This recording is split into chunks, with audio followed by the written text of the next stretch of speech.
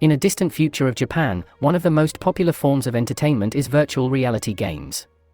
One game is Virtual Multiple Battlegrounds, aka VMB. It's a game where players experience simulations of modern combat and can use weapons from medieval times to futuristic. The protagonist logs into the game and enjoys his experience in virtual reality. Armed with his MP5 submachine gun, he shoots one of the AI enemies as he runs through the Badlands. However, in a moment of clumsiness, he stumbles and falls off a ravine, only to awaken and realize that he has been transported to another world when he is unable to log out. Having no clue of what just happened, he continues his trek further into the forest. The protagonist spots a band of goblins dragging a girl into a cave. Alarmed by this, he follows them inside to try and rescue her. He engages a few goblins with his silenced pistol to sneak further in the cave.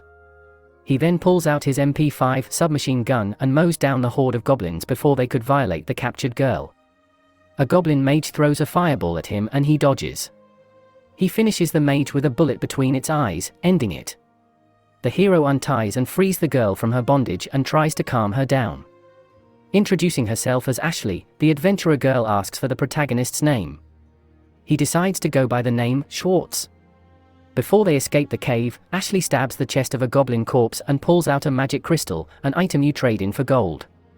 The magic stone looks similar to the in-game currency he needs to buy items in the VR game called Crystal Points. Schwartz escorts Ashley back to the Adventurers Guild safely and gets introduced to the guild master, Remy. The guild master holds a meeting to discuss Ashley's report and talk about their new visitor, Schwartz. They discussed whether he is a spy or just an escaped noble from the Empire, but there is nothing indicating he's either of them. That and perhaps he is just a person that has access to magic arms. Concluding that Schwartz is not someone to be cautious about, they decide to let Schwartz join the guild while Ashley accompanies him and to report his activities. Ashley and Schwartz hop on Remy's horse carriage and travel to the fort city of Baga. On their way there, Schwartz detects hostiles rushing towards them. Remy stops the carriage and all of them jump off to prepare. A pack of wolves charges in from the forest. All draw their weapons to meet the attack. Before the wolves get to striking distance, Schwartz fires upon them. The pack wolves are easily dispatched by gunfire. Remy, seeing the magic arms for the first time, is amazed by its lethality. After that brief monster encounter, they finally arrive in the fort city. Ashley guides Schwartz to the reception area of the Adventurers Guild. There he applies to be an adventurer by pricking his finger. A card materializes for him and, to everyone's surprise, everything is blank besides showing his personal details and rank. Rank G. The guild receptionist wonders why a foolhardy idiot would join the guild with zero skills or magical abilities. Ashley drags Schwartz out of the guild to sell off their loot to a merchant store. There they sold off the goblin loot they have pilfered, marking his first rank up to rank F. Schwartz takes a breather in his lodging and explores what else has been carried over into this other world. Despite being still unable to log out, he has access to all the armor and weapons in the game via the heads-up display hovering over his watch. He explores his selections and opts in an outfit that fits better in his current setting. In a tavern, he asks Ashley what a Manuke is, after the brief encounter with unsavory adventurers. She explains that all living beings have magic in them. Everyone is capable of having skills or magic, or use magic items because of it. There are rare cases where humans are born without magic and they call them magicless. Manuke. Living in a world without magic is a hard life. Schwartz assures her, despite being magicless, he will be fine. He has access to arms. That's the power he wields to fight. Ashley requests to see Schwartz's arms. The moment she gets a hold of one, it vanishes. Both are surprised. Was it a bloodline skill? It's a rare skill and only royalty are known to have it. Ashley thinks Schwartz is a noble, but he quickly denies it. Schwartz heads to the forest to hunt more wolves to pay off his dues. There he gets passed by a rushing carriage. Two hideous monsters chased after the carriage and Schwartz confronted them. These dire wolves are more vicious than the smallest he hunted, and tougher, capable of firing a lethal energy blast.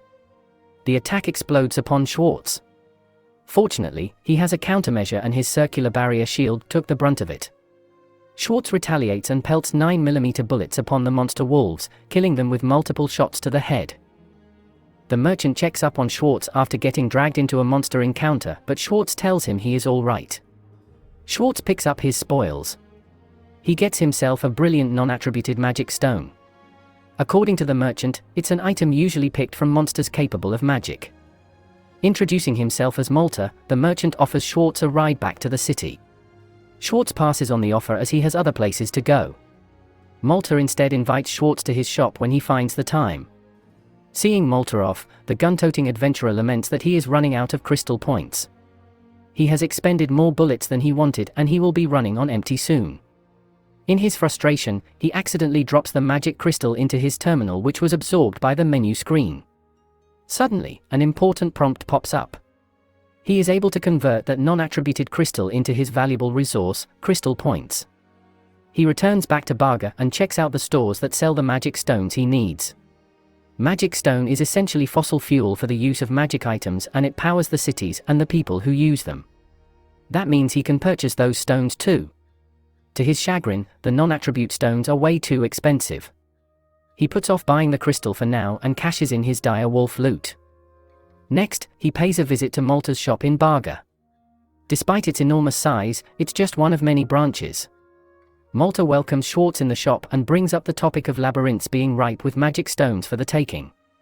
Schwartz wants to join in too, to gather magic stones for himself. Unfortunately, he has to rank up a bit more to be eligible. Luckily for him, Malta is willing to trade his magic stones at a bargain. Now Schwartz has a stash of crystal points for his use. To meet his ranking requirements, Schwartz joins a harpy suppression quest. There he parties up with other hired adventurers to trek a cold mountain range to hunt down these monsters. They quickly find out that the harpies aren't the normal ones they expected. These harpies are of higher species, deadlier, and they outnumber the party 2-1. Schwartz is able to kill a few dozen of them, but they are severely outmatched and outnumbered. Despite the effort, the party has bitten off more than they can chew. To protect the other adventurers, the party's tank uses his skill to take all the damage for the party and pulls all harpy aggression onto him. Consequently, the harpies swoop towards him and the tank is eaten alive by the ravaging flock.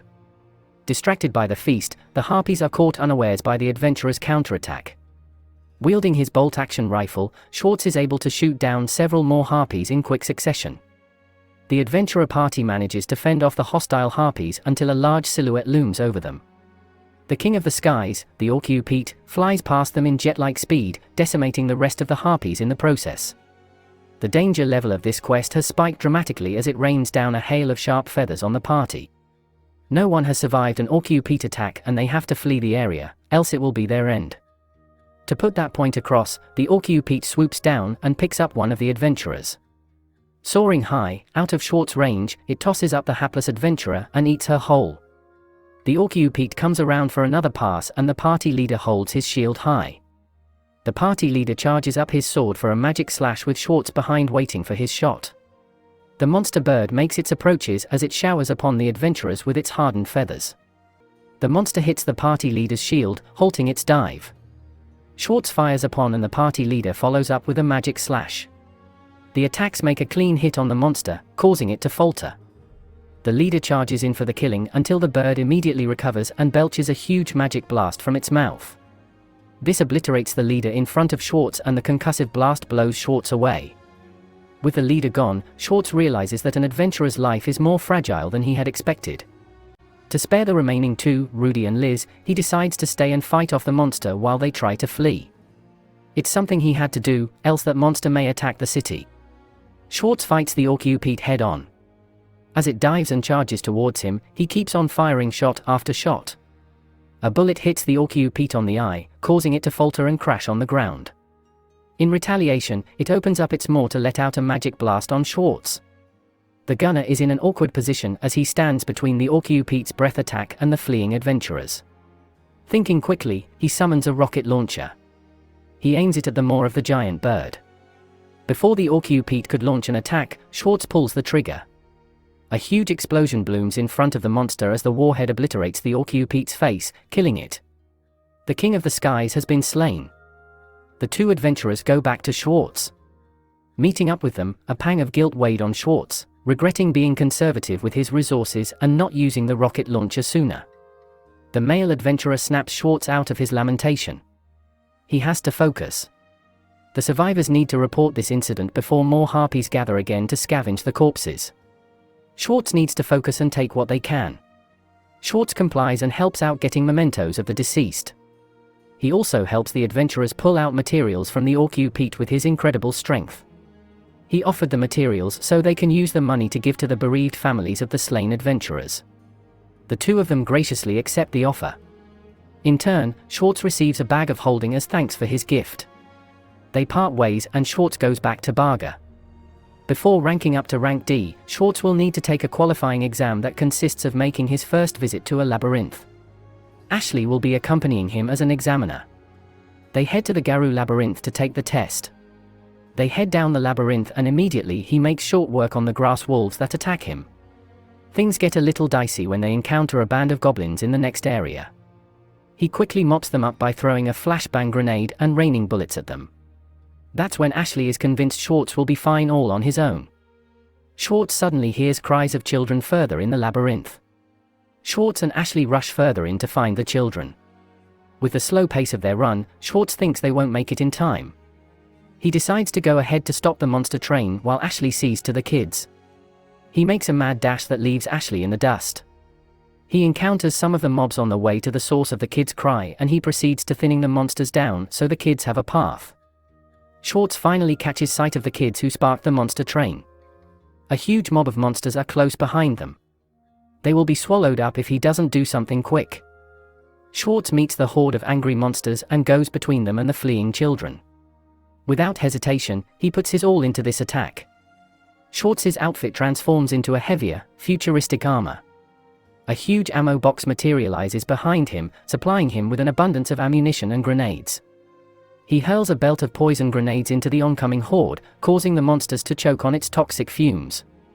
Taking advantage of their weakened state, Shorts opens fire with his P90, dispatching the debilitated creatures one by one. The onslaught of monsters is halted by the cloud of poison and hails of lead. The children manage to escape unscathed and they start to cry from their harrowing experience. Shorts is glad he is able to save them in time. Now they have to think twice about going to a labyrinth to test their new skills. Passing his examination, they head back to the Adventurers Guild. Inside the carriage, Ashley explains the existence of labyrinths. Even now new labyrinths appear and they attract magical beasts to enter them. If they stay inside long enough, they start to evolve into stronger and more dangerous species. If left unchecked, those strong monsters can spill out the outside and overrun the surface, putting humanity at risk. To contribute to the subjugation of the Garu labyrinth, Shorts decides to thoroughly explore the labyrinth to create a detailed map of its layout. He can also eliminate the monsters he encounters along the way. Shorts faces multiple dangerous monsters inside the Garu labyrinth, the kind you need a fully stacked party to even have a chance to get out alive. However, this battle junkie is able to fell all of them one after the other. From rabid wolves, to hordes of goblins, to a huge grizzly bear or even a large alien-like creature. He takes them head-on and defeats them with his P90, its 5x7mm armor-piercing bullet cuts through them like butter. Shorts gets so engrossed in his exploration that he loses track of time. Realizing that so much time has already passed, he notices some peculiarities about his physical condition. He no longer experiences physical fatigue or aches of hunger. A goblin makes a cut on his fingers and the wounds heal over time. It unsettles him when he realizes that his body now is the same body of his VMB avatar. It raises questions and concerns about what happened to his real-life body. As Shorts grapples with the implications of his situation, his new arc sets the stage for further adventures and discoveries.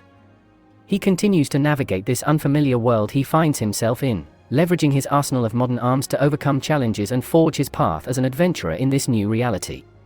Can he survive this new environment? Only time will tell.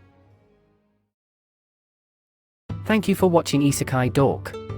A quick reminder to click like and subscribe. Hit the bell icon for more isekai lore and weapon breakdowns.